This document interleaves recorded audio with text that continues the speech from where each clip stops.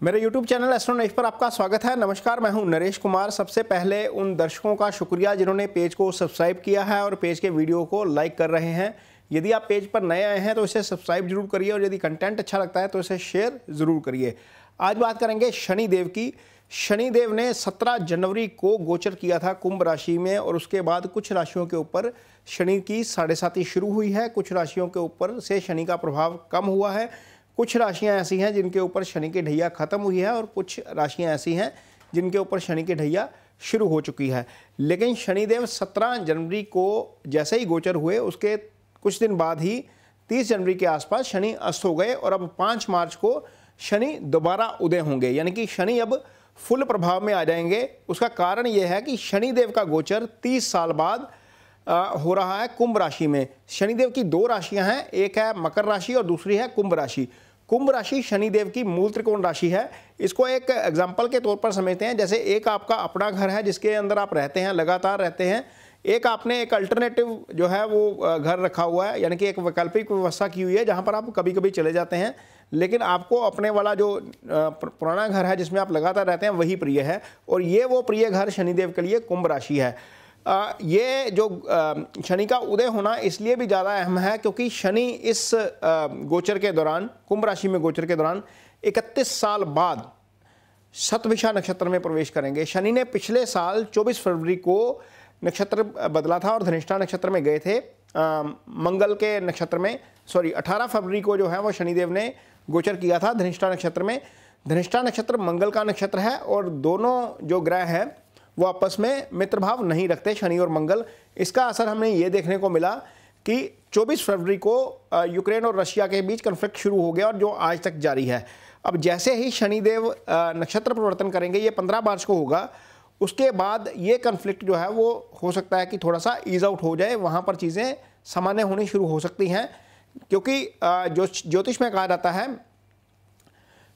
शनिवत राहु कुजवत केतु, यानी कि जो मंगल हैं वो केतु के असर, केतु जो है वो मंगल का प्रभाव करते हैं, जो राहु हैं वो शनि की तरह असर करते हैं और दोनों प्लैनेट्स की दशा भी लगभग एक जैसी होती है। महादशा की यदि हम बात करते हैं तो ये असर रहेगा कि शनिदेव जब राहु के नक्षत्र में आ जाएंगे तो पूरे प्रभावी हो जाएंगे। पूरे प्रभावी किस रूप में होंगे? ये कर्म फल देने वाला नक्षत्र है जो शतभिषा नक्षत्र है। यदि आपका कर्म अच्छा रहा है तो आपको इसके अच्छे फल देखने को मिलेंगे। शनि जब फुल प्रभावी हैं कुंभ राशि में और ऐसे नक्षत्र में हैं जो कर्म फल का नक्षत्र है, तो निश्चित तौर पर आपको इसका फल देखने को मिलेगा। यदि आपका कर्म अच्छा रहा है, इसको मैं एग्जाम्पल के तौर पर समझाने की कोशिश करता हूँ। मान लीजिए आप किसी ऐसी आदत के शिकार हैं जो आपको फिजिकली हार्म कर सकती है, लाइक स्मोकिंग कर रहे हैं आप, या आप ड्रिंक कर रहे हैं, या कुछ ऐसा कर रहे हैं जिससे आपको फिजिकली हार्म हो सकता है, लेकिन आप बहुत लंबे सालों से समय से कर रहे थे, उसका कोई पता नहीं लगा। ये समय आ गया है अब 15 मार्च के बाद जब इसका रिजल्ट आपके सामने आना शुरू होगा, क्योंकि शनिदेव जो है वो उस चीज़ को सामने ले आएंगे जो आपने की हुई है। ये तो मैंने बुरी आदत की बात की। यदि आप अच्छा काम भी कर रहे थे, उसका रिवार्ड नहीं आपके सामने आ रहा था, तो वो समय आ गया है अब कि आपको उसका रिवार्ड मिलना शुरू हो जाएगा और आपको बहुत अच्छा रिवार्ड मिलेगा। ये इसका प्रभाव जो है वो ओवरऑल रहेगा कुंभ राशि में गोचर के दौरान। 15 अक्टूबर तक शनि इसी नक्षत्र में रहेंगे। इसके बाद रेट्रोग्रेशन में जाकर फिर धनिष्ठा में जाएंगे, फिर 24 नवंबर को जाकर दोबारा शतभिषा में आएंगे और करीब आगे इसी नक्षत्र में चलेंगे। इस नक्षत्र में रहने के दौरान शनि देव कर्म का फल करेंगे। इसका आपके ऊपर क्या असर होगा, इसको हम राशि वाइज बताएंगे। बात करेंगे कर्क राशि के जातकों की। कर्क राशि के जातकों के ऊपर शनि की ढैया चल रही है। शनि अष्टम भाव में गोचर कर रहे हैं और अष्टम का गोचर शनि का अच्छा नहीं होता। शनि आपकी कुंडली में कर्क राशि के जातकों के लिए जो है वो सप्तम और अष्टम 2 भावों के स्वामी बनते हैं। सप्तम मार्केश का भाव है और अष्टम जो है वो दुर्घटना और लंबी बीमारी का भाव है। तो यहाँ पर शनि दोनों भावों के फल कर सकते हैं।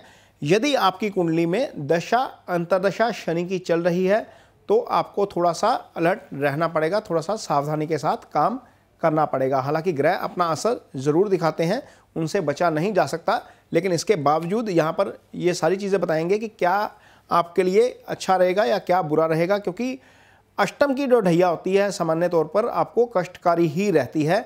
इसलिए थोड़ा सा आपको उस चीज़ के लिए मेंटली प्रिपेयर होना चाहिए। अब शनिदेव, क्योंकि ढैया तो शुरू हो गई 17 जनवरी से, ढैया शुरू होते ही शनिदेव अस्त हो गए। अब शनिदेव 5 मार्च को उदय हो रहे हैं और 15 मार्च को शनिदेव नक्षत्र परिवर्तन कर रहे हैं। वैसे ओवरऑल यदि हम सिचुएशन देखते हैं तो शनि का नक्षत्र परिवर्तन दुनिया भर के लिए अच्छा है, क्योंकि वो राहु के नक्षत्र में आ जाएंगे, मंगल के नक्षत्र से निकल जाएंगे, लेकिन शनिदेव इसी नक्षत्र में आकर न्याय भी करते हैं, यानी कि यहाँ पर आकर वो पूरे प्रभावी हो जाते हैं। तो यदि आपकी कुंडली में दशा महादशा चल रही है तो इसके हो सकता है कि रिजल्ट अच्छे ना आए। यदि आपको कोई ऐसी आदत है जिसके कारण शारीरिक कष्ट हो सकता है लेकिन अब तक नहीं हुआ, तो हो सकता है कि वहाँ पर दिक्कत आ जाए। मैं पर्टिकुलर बात कर रहा हूँ ड्रिंकिंग और स्मोकिंग की, क्योंकि ये दो ऐसी आते हैं जो आपको बहुत हर्ट करती हैं। तीसरी, जो हम फास्ट फूड खाते हैं बाहर से, या हमारी ईटिंग हैबिट्स बिगड़ी हैं, उसके कारण भी चीज़ें होती हैं, लेकिन कई बार अंदर ही अंदर बॉडी के कुछ चलता रहता है, आप ऑब्जर्व नहीं कर पाते। यदि आपको ऐसी आदत है, मान लीजिए आप ड्रिंकिंग की आदत है, स्मोकिंग की आदत है, या आप ईटिंग हैबिट्स आपकी ख़राब है, तो एक बार टेस्ट ज़रूर करवा लीजिए, क्योंकि इस पीरियड के दौरान चीज़ें डायग्नोस ज़रूर होंगी। चाहे वो आपकी अच्छी आदत है, चाहे बुरी आदत है। अच्छी आदत के भी रिजल्ट मिलेंगे, प्रॉपर मिलेंगे आपको, लेकिन बुरी आदत के भी मिलेंगे। यहाँ पर आपको टेस्ट ज़रूर करवाना चाहिए। ये एक सलाह है, एक एस्ट्रोलॉजर, एज एस्ट्रोलॉजर, क्योंकि शनि उसी नक्षत्र में आ रहे हैं जहाँ पर आकर वो चीज़ें रिवील कर देते हैं, यानी कि आपकी बॉडी के अंदर जो कुछ चल रहा है, जो आपने पिछले 10-12 साल में, 15 साल में किया है, उसके जो रिजल्ट हैं वो सामने आने यहाँ पर शुरू हो जाएंगे। अब शनिदेव जब अष्टम पे गोचर करेंगे तो उनकी दृष्टि पड़ेगी तीसरी वाली सीधा दशम स्थान के ऊपर, कारोबार को प्रभावित कर सकती है, बिजनेस को, आपकी जॉब को प्रभावित कर सकती है, क्योंकि निश्चित तौर पर जब शनि अष्टम में है तो उसका फल जो है वो ज़्यादा अच्छा नहीं रहेगा। शनि दशम से दशम के भी स्वामी हैं, यानी कि कर्म से जो कर्म भाव होता है वो सप्तम भाव होता है, उसके भी स्वामी हैं। तो जब वो शुभ गोचर में नहीं है तो निश्चित तौर पर उसके रिजल्ट आपको जो है वो ख़राब देखने को मिल सकते हैं। ऐसा हो सकता है कि आप अपनी प्रमोशन एक्सपेक्ट कर रहे हो और वो आपको उस उम्मीद के मुताबिक प्रमोशन ना मिले। हो सकता है कि कोई काम आप करने की कोशिश कर रहे हो, उस काम में लगातार बाधा बनती जाए, क्योंकि शनि डिले के कारक हैं, शनि डिले करवा देंगे चीज़ें। मैं ऐसा नहीं कह रहा कि काम नहीं होगा, हो सकता है कि चीज़ें हों, लेकिन आपका पेशेंस जरूर शनि टेस्ट करते हैं, चीज़ें डिले के साथ होंगी। जब शनि देव अष्टम से गोचर करते हैं तो दूसरी दृष्टि, जो सप्तम वाली दृष्टि पड़ती है, वो दूसरे भाव के ऊपर पड़ती है, और दूसरा भाव क्या है, वो आपका धन स्थान है। अब उन्होंने कर्म को प्रभावित किया, साथ ही धन को भी प्रभावित कर दिया। अब दूसरा भाव आपका कुटुंब भाव भी है, आपका सर्कल है, आपका बैंक बैलेंस है, आपका धन स्थान है, आपका माउथ से संबंधित जो ऑर्गन्स हैं, वहाँ की डिजीज़ जो है वो दूसरे भाव से ही देखी जाएगी, शनिदेव की दृष्टि यहाँ पर। इसीलिए मैं बोल रहा हूँ कि यदि ईटिंग हैबिट्स खराब है, मान लीजिए आपको तंबाकू खाने की आदत है, तो आपको माउथ से संबंधित कोई ना कोई दिक्कत हो जाएगी, आपके टीथ में कोई ना कोई दिक्कत हो जाएगी। ये चीज़ रिवील होगी अब शनिदेव के 15 मार्च के शतभिषा में गोचर के दौरान।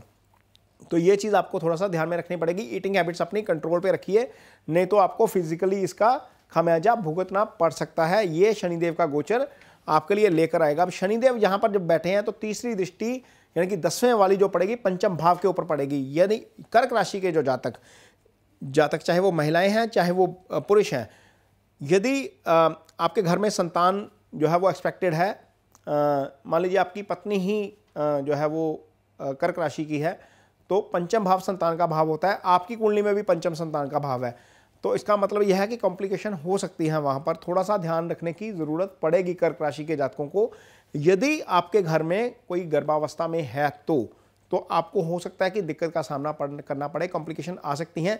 यहाँ पर डॉक्टर यदि कोई भी एडवाइस देता है आपको तो उसको सीरियसली लीजिए, उसको गंभीरता से लीजिए, उसको लाइटली मत लीजिए। यहाँ पर हो सकता है कि चीज़ें थोड़ी सी डिस्टर्ब हो जाएं संतान के मामले में।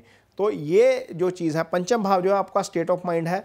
ऐसा हो सकता है कि लाइफ में आपके अगले 1 साल के दौरान कुछ ऐसी चीज़ें आएँ जहाँ पर आपको रिएक्ट नहीं करना लेकिन आप रिएक्ट कर जाएं, तो वहाँ पर कंट्रोल रखिएगा, क्योंकि वाणी वाले भाव के ऊपर शनि की दृष्टि है, स्टेट ऑफ माइंड डिस्टर्ब है। पंचवां भाव जो है वो स्टेट ऑफ माइंड भी है, पंचवां भाव आपके कर्म का भी भाव है, और पूर्व जन्म के कर्मों का भी भाव है।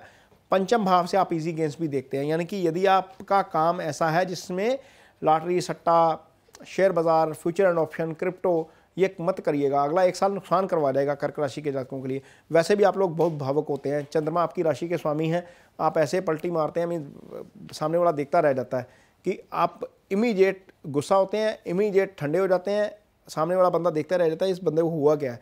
तो थोड़ा सा संयम से काम लीजिएगा।